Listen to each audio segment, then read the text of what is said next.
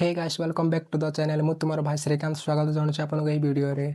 आज मु stand by me Doraemon part 1 part 2 review करने जाऊँगी। जदि आपण डोरेमन फैन ते वीडियो को पर्यटन देखूँ। प्रथम आम कथा पार्ट 1 विषय आ पार्ट 1 2014 आसाला एक मुवी नुह यह एक इमोशनल कहानी।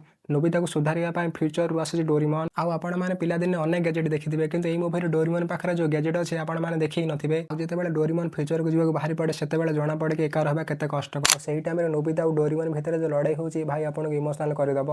जब पिलादिन को आउ थे अनुभव करने को चाहते तेज निश्चय देखूँ। एवं आस कथा पार्ट 2 विषय आ पार्ट 2 2020 आसाला पार्ट 2 प्रूव कर दिए कि जेजेमा को भल पाइबा ये दुनिया सबुठ ऊपर अच्छी। पार्ट 2 आरंभ है नोबिता और सुजुका के बाहाघर किंतु बड़ नोबिता बाहाघर को डर की पलाए। नोबिता निज जेजेमा को देखा करने पास्ट को चले जाए। जेजेमा शेष इच्छा नोबितार बुह को देखापी। यही मुवी शिखाई जे आत्मविश्वास कौन एवं आम समस्ते निज निज ढंग से केमी स्माइल करवा दरकार। देख भाई जदि आपण मैंने डायरेक्ट पार्ट 2 देखा चाहते तेज डायरेक्ट पार्ट 2 देखिपारे। पार्ट 1 पार्ट 2 ये दुईटा जाकर मुभीर स्टोरी अलग अलग।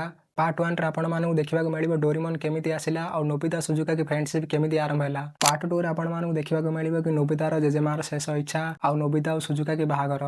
तो भाई ये stand by me Doraemon part 1 part 2 review केमती लगे कमेंट नीचे जनइबे। मु श्रीकांत देखा आगामी वीडियो रे। Take care.